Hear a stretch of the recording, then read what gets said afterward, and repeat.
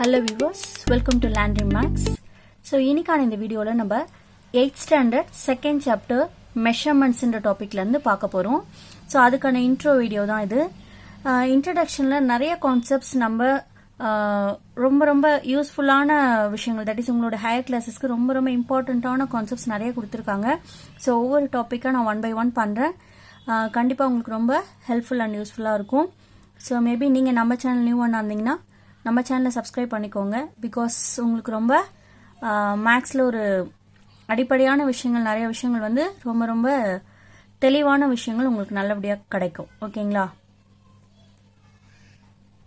So first of all மெஷர்மெண்ட்ஸ்னா என்ன அப்படின்னா, measuring some quantities அப்படின்னு சொல்லுவாங்க இல்லைங்களா. நம்ம ஏதாவது ஒரு விஷயத்த மெஷர் பண்றதுக்கு யூஸ் பண்ற ஒரு விஷயம் தான் மெஷர்மெண்ட்ஸ், அளவீடுகள் அப்படின்னு தமிழ்ல சொல்லுவாங்க இல்லைங்களா. ஸோ இப்போ இதுல வந்து நீங்க நிறைய டாபிக்ஸ் ஆல்ரெடி 6th 7th பார்த்துப்போம். நம்ம அதுல இப்ப நம்ம பர்டிகுலரா இந்த 8th ஸ்டாண்டர்ட்ல என்ன பார்க்க போறோம் அப்படின்னா, செக்டார்ஸ்னோட லென்த் கண்டுபிடிக்கிறது, பெரிமீட்டர் கண்டுபிடிக்கிறது, லென்த் ஆஃப் த ஆர்க் கண்டுபிடிக்கிறது, பெரிமீட்டர் ஆஃப் த ஆர்க் கண்டுபிடிக்கிறதுன்னு சில விஷயங்கள் பார்க்க போறோம். ஆக்சுவலி இது எல்லாமே ரொம்ப 9th ஸ்டாண்டர்டுக்கு இம்பார்ட்டன்டான டாபிக்.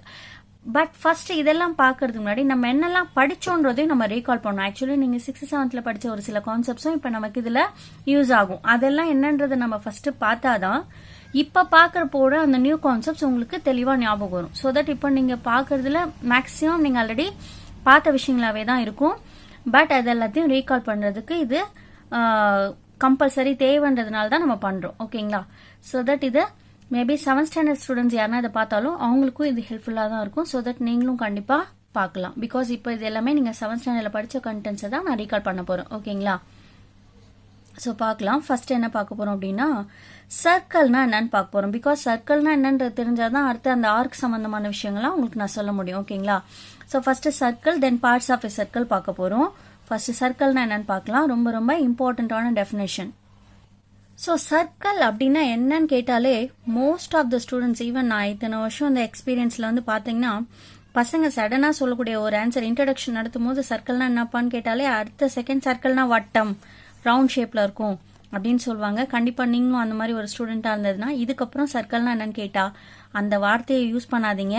பிகாஸ் சர்க்கிள்க்கு தமிழ் மீனிங் கேட்க மாட்டாங்க ஒரு டீச்சர் நடத்தும் போது. ஸோ சர்க்கிள்னா என்னன்றது இதுக்கப்புறம் நீங்க யார் கேட்டாலும் இந்த விஷயத்த கண்டிப்பா உங்களால சொல்ல முடியும், நான் நம்புறேன். என்னன்னு கவனிங்க. the path traced by a mobile points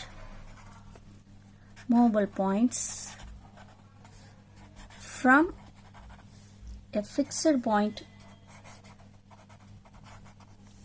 fixed point at a constant distance is called circle. ஒண்ணுமே புரியல அப்படின்னு நினைக்க வேண்டாம், நான் என்ன எக்ஸ்பிளைனே பண்ணல. The path traced by a movable point from a fixed point at a constant distance is called circle. அதாவது என்னன்னு நல்லா கவனிங்க. இந்த டயக்ராம்ல கிளியர் அண்டர்ஸ்டாண்டிங் கண்டிப்பா உங்களுக்கு கிடைக்கும். ஸோ டெஃபினேஷன் ரொம்ப இம்பார்ட்டன்ட். தட் இஸ் இதுதான் பேஸே. ஓகேங்களா? டிஃபைன் சர்க்கிள்னு கொஸ்டின் கேட்பாங்களான்னு நம்ம எக்ஸ்பெக்ட் பண்ணிட்டு இருக்க கூடாது.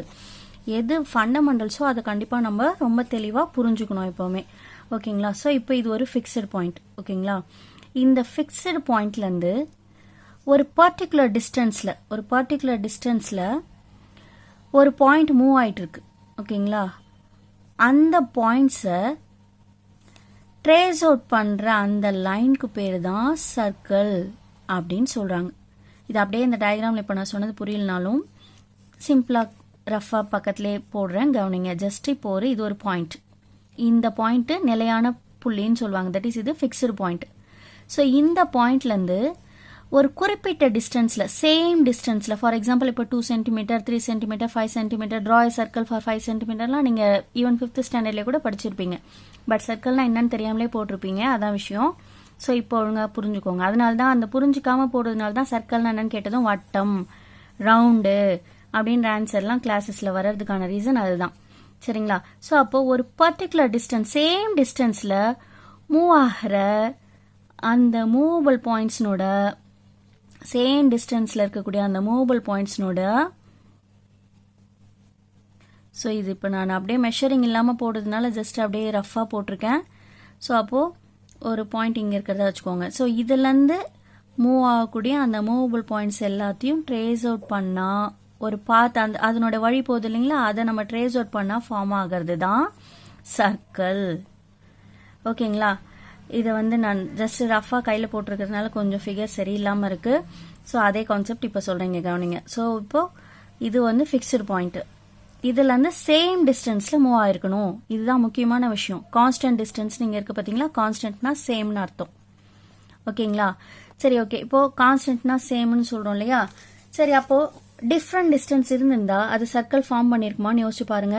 இப்போ ஒரு வேளை இப்போது இங்கேருந்து நான் 1 சென்டிமீட்டருக்கு ஒரு பாயிண்ட், 2 சென்டிமீட்டருக்கு ஒரு பாயிண்ட், 3 சென்டிமீட்டருக்கு ஒரு பாயிண்ட் வைக்கிறேன்னா இது ஒரு சர்க்கிளை ஃபார்ம் பண்ண முடியுமா? அதனோட பாத்தை நம்ம ட்ரேஸ் அவுட் பண்ணால் இர்ரெகுலர் ஷேப் தான் கிடைக்கும். ஸோ அதுக்காக தான் சொல்கிறது அது யூனிஃபார்ம் டிஸ்டன்ஸ்னு சொல்லுவாங்க. ஒவ்வொரு புக்கில் ஒரு மாதிரி இதை சொல்லியிருப்பாங்க. அதாவது யூனிஃபார்ம் டிஸ்டன்ஸ்னு சொல்லுவாங்க, அப்படி இல்லை சேம் டிஸ்டன்ஸ்னு சொல்லுவாங்க, இல்லை கான்ஸ்டன்ட் டிஸ்டன்ஸ்னு சொல்லுவாங்க. ஸோ வார்த்தைங்க எப்படி வேணால் யூஸ் பண்ணலாம், அதுக்கு மீனிங் ஒன்று தான். ஓகேங்களா, ஸோ அந்த மாதிரி சேம் டிஸ்டன்ஸில் மூவ் ஆகக்கூடிய அந்த மூவபிள் பாயிண்ட்ஸோட பாத்துனா வழின்னு சொல்லுவோம் இல்லைங்களா, அந்த பாத்தை ட்ரேஸ் அவுட் பண்ணால் ஃபார்ம் ஆகிறது தான் சர்க்கிள்னு சொல்கிறாங்க. சரிங்களா, ஸோ இதுக்கப்புறம் வாட் இஸ் எ சர்க்கிள்னு கேட்டால் கண்டிப்பாக நீங்கள் இந்த பாயிண்ட்டை தான் சொல்லணும். ஓகேங்களா, the path traced by a movable point from a fixed point at a constant distance is called circle. ஓகேங்களா, இது ஆக்சுவலாக நீங்கள் 7th ஸ்டாண்டர்டில் இந்த டெஃபினேஷன் படிச்சிருப்பீங்க. ஸோ உங்களுக்கு அது நல்லா ஞாபகத்தில் இருக்குன்றதுனால நான் சேம் பாயிண்டே உங்களுக்கு எக்ஸ்பிளனேஷனுக்காக யூஸ் பண்ணிக்கிட்டேன். பட் இந்த இயர் புக்கில் ஜஸ்ட் ஒரு மைல் டிஃப்ரென்ஸ் இருக்கும் அந்த டெஃபினேஷனில், அதையும் நான் உங்களுக்கு எக்ஸ்பிளைன் பண்ணிடுறேன். ஓகேங்களா, ஸோ இதில் ஃபர்ஸ்ட் பாயிண்ட் கவனிங்க.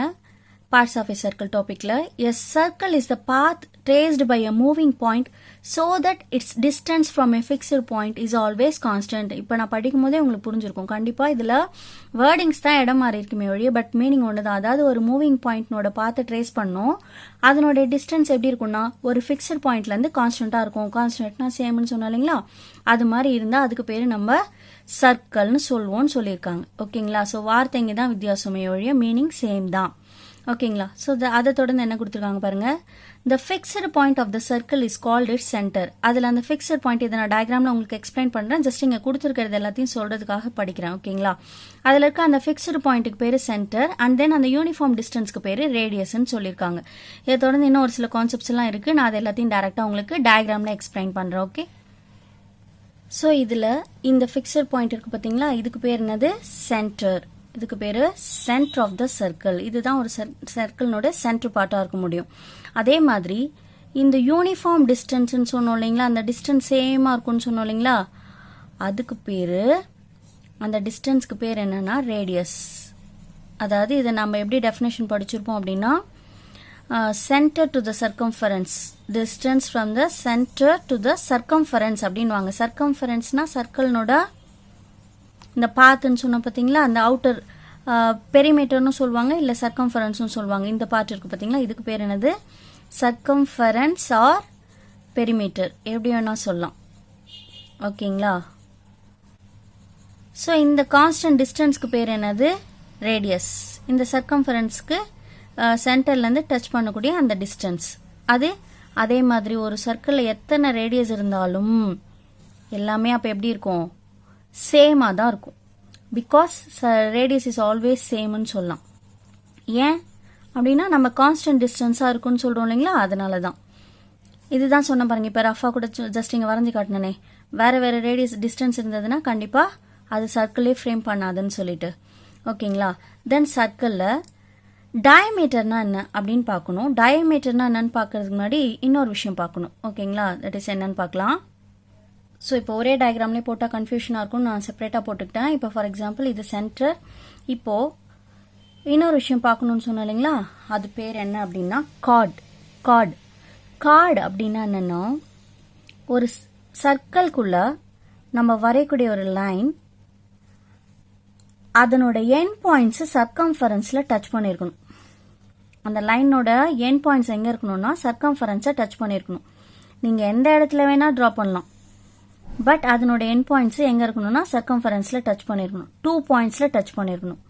ஓகேங்களா, அப்படி இருந்தால் அதுக்கு பேர் என்னென்னா கார்ட், CHORD, சார்ட் அப்படின்னு சொல்லுவாங்க சிலர், அப்படி சொல்லக்கூடாது. கார்ட் தான் கரெக்டான ப்ரொனன்சியேஷன். ஓகேங்களா, ஸோ கார்டை சொல்லும் போது இன்னொரு விதமாகவும் டிஃபைன் பண்ணுவாங்க. அதாவது சர்க்கிளில் எனி 2 பாயிண்ட்ஸ் எடுத்துக்கிட்டு அந்த 2 பாயிண்ட்ஸை டச் பண்ணுற லைன், தட் இஸ் அந்த 2 பாயிண்ட்ஸ்னோட மீட்டிங் லைனுக்கு பேர் கார்டு அப்படின்னு சொல்லுவாங்க. ஸோ எப்படி சொன்னாலும் ஒன்று தான். ஓகேங்களா? ஒரு லைன் ட்ரா பண்ணுறோம், அந்த லைனோட எண்ட் பாயிண்ட்ஸை சர்க்கம்ஃபரன்ஸில் டச் பண்ணுது அப்படின்னாலும் அதே மீனிங் தான்.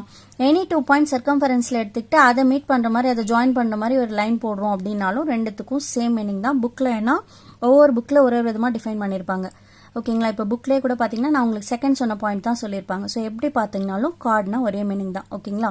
தென் டயமீட்டர். டயமீட்டர் அப்படின்றது அதுக்கு செப்பரேட்டாக டயக்ராம் போட்டு சொல்கிறேன். சரி, இப்போ டயமீட்டர்னா diameter is also a chord but which passes through the centre of the சர்க்கிள்னு சொல்லுவாங்க. அதாவது சென்டர் வழியாக போகக்கூட அந்த கார்டுக்கு பேர் தான் டயமீட்டர். பிகாஸ் இதையும் கவனிங்க, டயமீட்டர் வந்து கார்டனோட டெஃபினேஷன் எக்ஸாக்ட்லி ப்ரூவ் ஆகும். அதாவது 2 பாயிண்ட்ஸை சர்க்கம்ஃபரன்ஸில் டச் பண்ணியிருக்கிற ஒரு சென்டர் வழியாக போகக்கூடிய ஒரு லைனு. ஓகேங்களா? ஸோ அப்போ டயமீட்டருக்கும் பேர் என்னென்னா கார்டு தான். பட் அது சென்டர் வழியாக போகிறதுனால அதுக்கு ஒரு ஸ்பெஷல் நேம்னு வேணால் வச்சுக்கோங்களேன். ஸோ அதுக்கு பேர் என்னென்னா டயமீட்டர். ஓகேங்களா? அண்ட் தென் டயமீட்டருக்கு ஒரே ஒரு டயமீட்டர் தான் ஒரு சர்க்கிளில் பாசிபிளா அப்படின்னு பார்த்தீங்கன்னா சென்டர் வழியாக we can able to draw infinitely many diameters. இது கூட நீங்கள் லாஸ்ட் இயர் சிமெட்ரிஸ் பற்றி படிக்கும்போது படிச்சிருப்பீங்க. infinitely many line symmetries are there for a circle அப்படின்னு படிச்சிருப்பீங்க. ஸோ சர்க்கிளில் எத்தனை டயமீட்டர்ஸ் வேணா we can able to draw. And then அந்த டயமீட்டர் வந்து ஒரு சர்க்கிளை எப்படி பிரிக்கும் அப்படின்னு பார்த்தீங்கன்னா 2 ஈக்குவல் பார்ட்ஸாக பிரிக்கும். அதனால தான் சர்க்கிள்னுடைய சிமெட்ரிஸ் எத்தனைன்னு கேட்டாங்கன்னா மெனின்னு சொல்லிட்டு நீங்கள் படிச்சிருப்பீங்க. ஓகேங்களா? அண்ட் தென் டயமீட்டருக்கு இன்னொரு முக்கியமான விஷயம் இருக்குது டயமீட்டர் பேஸ் பண்ணி. என்ன அப்படின்னா இதுதான் ஒரு சர்க்கிளில் இருக்கக்கூடிய மிகப்பெரிய லாங்கஸ்ட் கார்டாக இருக்கும். Diameter is always a longest chord in a circle.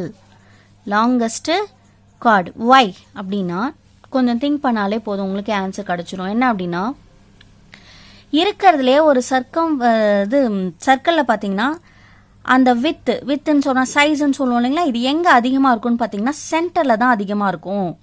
ஏன் அப்படின்னா ஈவன் நீங்கள் ஒரு பேங்கிள் கூட இப்போ ஜஸ்ட் கையில் எடுத்து கூட ஜஸ்ட் ரெஃபரன்ஸ்க்கு பாருங்கள், சென்டரில் தான் அதனோட சர்க்கம்ஃபரன்ஸ்னோட அந்த சர்க்கம்ஃபரன்ஸ்க்கு இடையில இருக்கிற அந்த டிஸ்டன்ஸ் இருக்கு இல்லைங்களா, அது அதிகமாக இருக்கும்.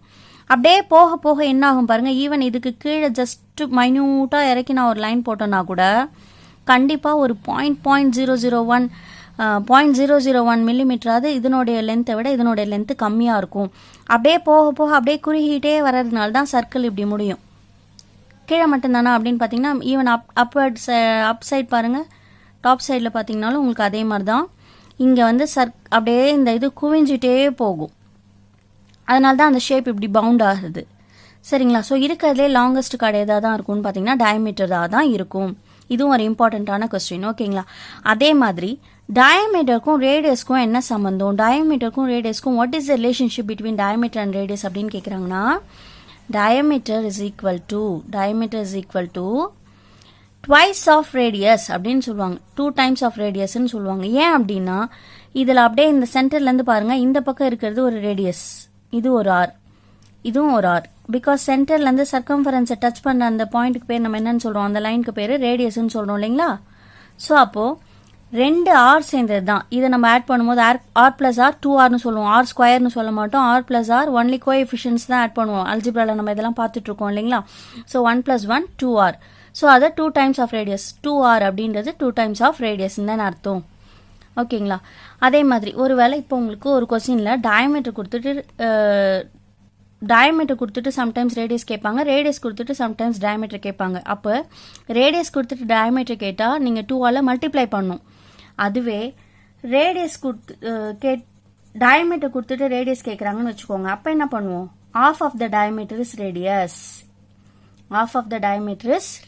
அப்படியே இந்த இது இங்கே டிரான்ஸ்போஷன் பண்ணுற மாதிரி கூட நீங்கள் புரிஞ்சிக்கலாம். தட் இஸ் டயமீட்டர் 2ஆல் டிவைட் பண்ணும்போது ரேடியஸ் கிடைக்கும் அப்படின்றது தான் அதனோட மீனிங். சரிங்களா? அப்போது what is the relationship between diameter and ரேடியஸ்னால் இது ரெண்டுத்தில் எதை வேணால் நம்ம கொஸ்டினுக்கு தகுந்த மாதிரி நம்ம ஆன்சர் பண்ணோம். Diameter is equal to 2 times of ரேடியஸ்னாலும் ஒன்று தான், radius equal to 1/2 of the டயமீட்டர்னு சொல்லுவாங்க. டயமீட்டரில் பாதி தான் ரேடியஸ். அப்போது இதுக்கு ஒரு எக்ஸாம்பிள் சொல்லணும்னா இப்போ ரேடியஸ் உங்களுக்கு 5 சென்டிமீட்டர்னா டயமீட்டர் எவ்வளோ, அப்போது 2 5s 10 சென்டிமீட்டர் இதனுடைய மொத்த லென்த்து.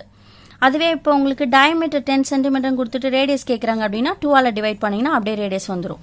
இதனோட ஃபுல் லென்த் கொடுத்துட்டு அதில் பாதி என்னன்னு கேட்குற மாதிரி மீனிங். புரியுதுங்களா? ஸோ ரொம்ப ரொம்ப ஈஸியான கான்செப்ட்ஸ், ஆல்ரெடி இது எல்லாமே தெரிஞ்ச ஒரு விஷயம்தான். ஓகேங்களா? ஸோ இதுதான் இங்கே எக்ஸ்பிளைன் பண்ணியிருக்காங்க பாருங்க. Further if any 2 points on a circle are joined by a line segment then the line segment is called a chord. இதுதான் வந்துட்டு நம்ம கார்டுனா என்னன்னு சொன்னோம் இல்லைங்களா?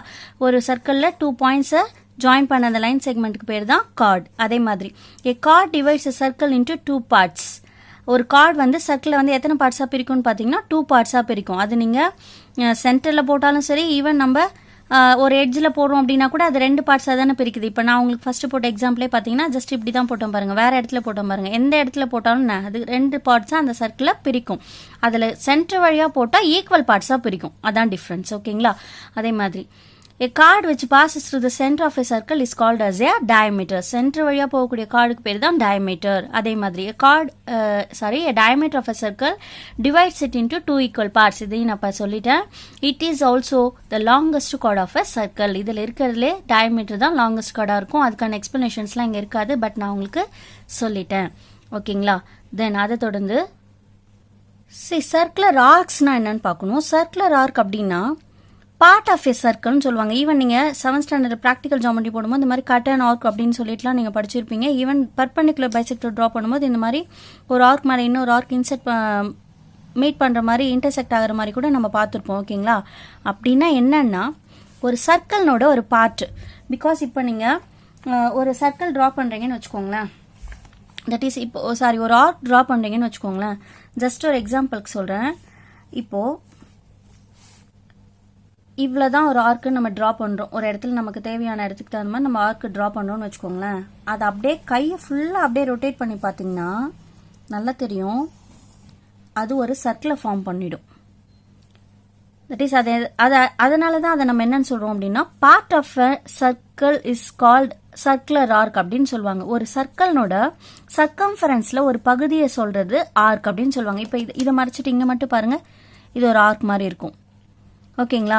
So arc is nothing but part of a circle. ஒரு சர்க்கிள்னோட ஒரு பகுதி. அந்த பார்ட் இப்போ சர்க்கிள்னோட ஒரு பகுதினா நம்ம பொதுவாக எங்கே தான் சொல்லுவாங்கன்னு பார்த்தீங்கன்னா சர்க்கம்ஃபரன்ஸை தான் சொல்லுவாங்க. ஸோ அந்த மாதிரி வரக்கூடிய ஒரு பார்ட்டை தான் நம்ம என்னன்னு சொல்கிறோம்னா ஆர்க் அப்படின்னு சொல்கிறோம், சர்க்குலர் ஆர்க் அப்படின்னு சொல்கிறோம். ஓகேங்களா? அதே மாதிரி சர்க்குலர் செக்டர் அப்படின்னு என்னென்னா, இப்போ நம்ம இது நார்மலாக உங்களுக்கு அது ஈஸியாக புரியறதுக்காக இது ஒரு கேக்குன்னு வச்சுக்கோங்களேன். ரவுண்ட் ஷேப்பில் இருக்கக்கூடிய கேக் கண்டிப்பாக எல்லாருமே அவங்க பர்த்டேக்கோ இல்லை ஃப்ரெண்ட்ஸ் பர்த்டே ரிலேட்டிவ்ஸ் பர்த்டேக்கோ கண்டிப்பாக கட் பண்ணியிருப்போம் இல்லைங்களா? அப்படி கட் பண்ணும்போது இப்போ ஒரு பீஸ் ஆஃப் எ கேக்கை இந்த சென்டரை டச் பண்ணுற மாதிரி இப்படி ஒரு பீஸ் நம்ம கட் பண்ணோன்னு வச்சுக்கோங்க. இந்த பீஸ்க்கு பேர் தான் செக்டர். இந்த பீஸ்க்கு பேர் என்ன? செக்டர். சரி, ஓகே. அப்போ ஒரு செக்டர் எப்படி இருக்கணும் அப்படின்னா, இது சென்டர்லேருந்து சர்க்கம்ஃபரன்ஸை டச் பண்ணுற அந்த லைனுக்கு பேர் நம்ம என்னன்னு சொல்லுவோம்? ரேடியஸ்ன்னு சொல்லுவோங்களா? ஸோ இது ஒரு ரேடியஸ். அண்ட் தென் அதே மாதிரி இதுவும் ஒரு ரேடியஸ். அதே மாதிரி இது என்னது? ஒரு சர்க்குலர் ஆர்க். ஸோ ரெண்டு ரேடியஸ் அப்படின்னும் போது நம்ம ரேடியஸ்னோட ப்ளூரல் ஃபார்ம் சொல்லும் போது ரேடியைன்னு சொல்லணும். இது ப்ளூரல் ஃபார்ம், இது சிங்குலர் ஃபார்ம். ஸோ 2 ரேடியஸ்ன்னு சொல்ல மாட்டாங்க, 2 ரேடியைன்னு சொல்லுவாங்க ப்ளூரல் ஃபார்மில் சொல்கிறதுனால. ஸோ 2 ரேடியையும் சர்க்கிள்னோட ஒரு பகுதியும், ஒரு பார்ட் ஆஃப் அ சர்க்குலர் ஆர்க்கும், சர்க்கிள் ஆர் சர்க்குலர் ஆர்க் அப்படி இல்லை பார்ட் ஆஃப் எ சர்க்கிள், ஏதாவது ஒன்று தான் சொல்லணும். ஸோ அப்போது இது மூணும் சேர்ந்து பவுண்ட் ஆகி ஆர் என்க்ளோஸ்டு ஃபிகர்னு சொல்லுவாங்க. என்க்ளோஸ்னா அதால் மூடப்பட்ட அந்த பகுதின்னு சொல்லுவாங்க. அப்படி இருக்கிற அந்த பார்ட்டுக்கு பேர் செக்டர். அதாவது 2 பக்கம் ரேடியஸ், ஒரு side circumference of the circle, இது மூணும் சேர்றது or arc of the circle, எப்படி வேணா சொல்லலாம். இதை நம்ம எப்படி வேணா சொல்லலாம். அது மூணும் சேர்ந்து பவுண்ட் ஆகி கிடைக்கிறதுக்கு பேர் செக்டர். சரி, ஓகே. அப்போ இது மட்டும்தான் செக்டரா? அப்போ இந்த சைடு இருக்க இதுவும் என்னது? இதுவும் செக்டர் தான். ஏன் அப்படின்னா இந்த பக்கம் அப்படியே ஜஸ்ட் கவனிங்க, இதுவும் ரேடியஸ் அண்ட் தென் இதுவும் பார்ட் ஆஃப் எ சர்க்கிள் தானே. என்ன இது பெருசாக இருக்குது, இது சின்னதாக இருக்குது, அதான் வித்தியாசம். ஸோ இதுக்கே கூட பார்த்தீங்கன்னா இதுவும் செக்டர் தான். இதுக்கு கூட பார்த்தீங்கன்னா இன்னொரு பேர் சொல்லுவாங்க, இதுக்கு பேர் மேஜர் செக்டர். ஏன் அப்படின்னா இது பெருசாக இருக்கு பாருங்க, அதனால இதுக்கு பேர் மேஜர் செக்டர். சின்னதாக இருக்கிறதுக்கு பேர் மைனர் செக்டர். அவ்வளோதான்ப்பா. ஸோ ரெண்டுமே செக்டர்ஸ் தான். இதில் இது சின்னதாக இருக்கிறதுனால இது மைனர்னும், பெருசாக இருக்கிறதுனால இது மேஜர்னும் சொல்லுவாங்க. ஓகேங்களா? அதே மாதிரி இன்னொரு டெஃபினேஷன் இதில் நான் எக்ஸ்பிளைன் பண்ணிடுறேன், இல்லை கீழே இந்த சர்க்கிளில் சொல்கிறேன். என்ன கவனிங்க. அதாவது இப்போ நம்ம கார்டு வரைகிறோம்ல, ஒரு சர்க்கிளில் கார்டு வரைகிறோம்ல, எந்த இடத்துல வேணால் வரையலாம். எக்ஸப்ட் இப்போ நான் சொல்ல போகிற டெஃபினேஷனுக்கு சென்டர் வழியாக போகிற அந்த லாங்கஸ்ட் கார்ட் டயமீட்டர்னு சொன்ன பார்த்தீங்களா, அதை மட்டும் நம்ம இந்த எக்ஸாம்பிளுக்கு எடுத்துக்க வேண்டாம். ஏன்னா அது ஒரு கன்ஃபியூஷன் வந்துடும். நான் ஏன்னா 2 விஷயம் இதில் நான் எக்ஸ்பிளைன் பண்ண போகிறேன். அதனால் ஒரு சென்டர் வழியாக போகிறது ஈக்குவல் பார்ட்ஸாக பிரிக்கும். அதனால் நம்ம அதை எடுத்துக்க வேண்டாம். ஓகேங்களா? ஸோ நீங்கள் வேறு எங்கே வேணால் ஒரு கார்டு வரைஞ்சிக்கோங்க. சென்டர் ஓன்னும் கார்டுக்கு பேர் ஏபின்னு வச்சுக்கோங்களேன். இப்போ இந்த செக்மெண்ட் ட்ரா பண்ணுறதுனால நம்ம இப்போ தான் ஒரு டெஃபினேஷன் படித்தோம். Each chords divides a circle into 2 பார்ட்ஸ்ன்னு படித்தோம் இல்லைங்களா? ஸோ அப்போ இது 2 பார்ட்ஸாக பிரிக்குது இல்லைங்களா? இந்த சர்க்கிள்னோட area, that is inner space இருக்குல்ல, இந்த பிளேன் சர்ஃபேஸ் இருக்குல்ல, இந்த சர்ஃபேஸை 2 பார்ட்ஸாக பிரிக்குது இல்லைங்களா? அது சென்டர் வழியாக போனால் ஈக்குவல் பார்ட்ஸ்ன்னு சொல்கிறோம். பட் வேற எங்கன்னா வரைஞ்சா 2 பார்ட்ஸாக பிரிக்குது இல்லைங்களா? அதனால் இந்த சின்னதாக இருக்கிறதுக்கு இதுக்கு பேர் நம்ம ஜென்ரலாக சயின்ஸில் சொல்லுவாங்க, பார்ட்ஸை குறிக்கும் போது 2 பார்ட்ஸு 2 பார்ட்ஸு 3 பார்ட்ஸுன்றதை மென்ஷன் பண்ணும்போது ஒரு வார்த்தை யூஸ் பண்ணுவாங்க, செக்மெண்ட்ஸ் அப்படின்னு சொல்லுவாங்க. செக்மெண்ட்ஸ். ஸோ செக்மெண்ட்னா எதை குறிக்கும்னா பார்ட்டுன்னு அர்த்தம். ஸோ அப்போ இது ஒரு பகுதி, இது ஒரு பகுதி இல்லையா? அப்போ இதுக்கு பேர் என்னது? தட் இஸ் இப்போது நம்ம இதை செக்மெண்ட் அப்படின்னு சொல்கிறோம். எதை இந்த ஏரியா உள்ளே இருக்குது பார்த்தீங்களா, இந்த இன்னர் ஸ்பேஸு, சர்க்கிள்னுடைய இன்னர் ஸ்பேஸில் 2 பார்ட்ஸாக பிரியுது இல்லைங்களா, அதுக்கு பேர் செக்மெண்ட்ஸ். அப்போ இது இந்த சைடு இருக்கிறது, இதுவும் பார்த்தீங்கன்னா ஒரு சர்க்கிளில் இன்னொரு பார்ட்டு, இந்த பார்ட்டு ஒரு பார்ட்டு ஈக்குவல் பார்ட்ஸாக தானே இருக்குது. அப்போ இதுக்கு பேர் என்னன்னு பார்த்தீங்கன்னா, ஸோ இதுக்கு பேரும் செக்மெண்ட் தான். ஓகேங்களா? இங்கே சொன்ன மாதிரியே, தட் இஸ் நம்ம செக்டர்ஸில் பார்த்த மாதிரி, சின்னதாக இருக்கிறத மைனர் செக்மெண்ட்னும் பெருசாக இருக்கிறத மேஜர் செக்மெண்ட்னும் சொல்லுவாங்க. ஓகேங்களா?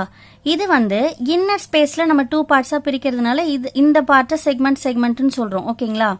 அதே மாதிரி சர்க்கம்ஃபரன்ஸும் தானே ஒரு கார்டு வரைகிறதால 2 பார்ட்ஸாக பிரியுது. இதுவும் ஒரு பார்ட் ஆஃப் எ சர்க்கிள் தான், இதுவும் ஒரு பார்ட் ஆஃப் எ சர்க்கிள் தான் இல்லைங்களா? அப்போ இதுக்கு பேரும் ஆர்க்குன்னு சொல்லலாம்.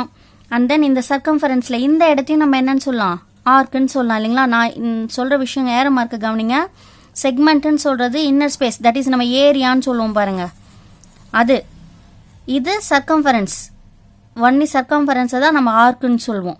தட் இஸ் இப்போ இந்த வெளியில் இருக்குது பார்த்தீங்களா, இந்த இடம் மட்டும், இந்த லைனை மட்டும்தான் நம்ம ஆர்க்குன்னு சொல்லுவோம். ஸோ இதுக்கும் 2 பேர் சொல்லுவாங்க.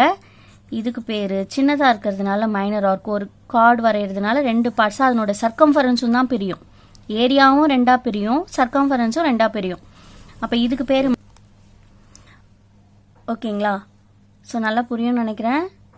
அதாவது கார்டு வரைகிறதுனால சர்க்கிள் 2 பார்ட்ஸாக பிரியுது. இன்னர் ஸ்பேஸில் ஏரியாவும் 2ஆ பிரியும். அவுட்டர் சர்ஃபேஸில் அவுட்டர் லைனில் பார்த்தீங்கன்னா சர்க்கம்ஃபரன்ஸும் 2ஆ பிரியும். அதில் சர்க்கம்ஃபரன்ஸ்க்கு பேர் மேஜர் ஆர்க்கு, மைனர் ஆர்க்கு. இன்னர் ஸ்பேஸ்க்கு பேர் மைனர் செக்மெண்ட், மேஜர் செக்மெண்ட். ஓகேங்களா? அதே மாதிரி செக்டர்ஸ் கண்டிப்பாக இந்த மாதிரி சென்டரை டச் பண்ணியிருக்கணும். ஒருவேளை இப்போ ஒரு எக்ஸாம்பிளுக்கு அதே கேக் வச்சே சொல்கிறேன். ஜஸ்ட் இப்போ இப்படி கூட ஒரு சிலர் கேக் கார்னரில் கட் பண்ணிடுவாங்க. இதுக்கு பேர் செக்டரான்னு கேட்டால் கிடையாது. இதுதான் செக்டர்ஸ். அது சென்டரில் டச் பண்ணியிருக்கணும். தட் இஸ் 2 ரேடியஸும் ஒரு பார்ட் ஆஃப் எ சர்க்கிளும் பவுண்டாகி கிடைக்கிற அந்த ஸ்பேஸ்க்கு பேர் தான் செக்டர்ஸ். அதில் சின்னதாக இருந்தால் மைனர் செக்டர், பெருசாக இருந்தால் மேஜர் செக்டர். ஓகேங்களா? ஸோ இதுதான் இங்கே புக்கில் சொல்லியிருக்காங்க பாருங்கள். A part of the circumference of a circle is called a circular arc. சர்க்கம்ஃபரன்ஸில் இருக்கக்கூடிய ஒரு பகுதியை தான் நம்ம, சர்க்கிள்னுடைய ஒரு பகுதியை தான் நம்ம சர்க்குலர் ஆர்க் அப்படின்னு சொல்கிறோம்னு சொல்லியிருக்காங்க. இங்கேவே டயக்ராமில் இதை சொல்லியிருக்காங்க பாருங்கள். இதெல்லாம் ஆர்க்குன்னு சொல்லியிருக்காங்க பாருங்கள். ஓகேங்களா? And then the plane surface that is enclosed between 2 radii and the circular arc of a circle is called a sector. 2 ரேடியையும் ஒரு பார்ட் ஆஃப் த சர்க்குலர் ஆர்க்கும் சேர்ந்து பவுண்ட் ஆகி கிடைக்கிற என்க்ளோஸ்டு ஆர் பவுண்ட் 2 வார்த்தையும் யூஸ் பண்ணலாம். என்க்ளோஸ் ஆகி கிடைக்கிற அந்த ஷேப்க்கு பேர் செக்டர்னு சொல்லியிருக்காங்க பாருங்க. இது ரோஸ் கலரில் மென்ஷன் பண்ணியிருக்காங்க பார்த்தீங்களா, அதுதான் செக்டர். ஓகேங்களா? இதெல்லாமே நான் உங்களுக்கு தனித்தனி டயக்ராம்ஸ் போட்டு எக்ஸ்பிளைன் பண்ணதே இன்னும் நல்லா கிளியராக புரியணுன்றதுக்காக தான். Each part of a circle which is divided by a chord is called a segment. ஒரு கார்டு வரைகிறதுனால அதில் பிரிக்கூட அந்த ஒவ்வொரு பார்ட்ஸ்க்கும் பேர் செக்மெண்ட்னு சொல்லியிருக்காங்க. இது மூணையும் ஒரே டயக்ராமில் எக்ஸ்பிளைன் பண்ணியிருப்பாங்க. இதுவும் செக்மெண்ட் தான், இதுவும் செக்மெண்ட் தான். ஈவன் இது ஃபுல்லும் பார்த்தீங்கன்னா இதுவும் செக்மெண்ட் தான். ஓகேங்களா? இதில் இப்போ நான் சொன்னது எல்லாமே நோட்டில் கொடுத்துருப்பாங்க பாருங்கள். The part which has a smaller arc is called as the minor segment. இதில் எந்த பக்கம் ஸ்மாலர் ஆர்க் வந்திருக்கோ அதுக்கு பேர் மைனர் செக்மெண்ட்னும், அந்த part which has a larger arc, லார்ஜராக வந்திருக்க அந்த ஆர்க் இருக்கிற பகுதிக்கு பேர் மேஜர் செக்மெண்ட்னும் சொல்லியிருப்பாங்க. இதில் அந்த மைனர் ஆர்க் மேஜர் ஆர்க் பற்றி சொல்லியிருக்க மாட்டாங்க. பட் அது லாஸ்ட் இயர் புக்கில் இருந்தது, அதனால் நான் அதையும் சேர்த்து சொல்லிட்டேன். இதில் இந்த சின்னதாக இருக்க பகுதிக்கு பேர் மைனர் ஆர்க்கு, பெருசாக இருக்கிறதுக்கு பேர் மேஜர் ஆர்க். ஓகேங்களா? அதே மாதிரி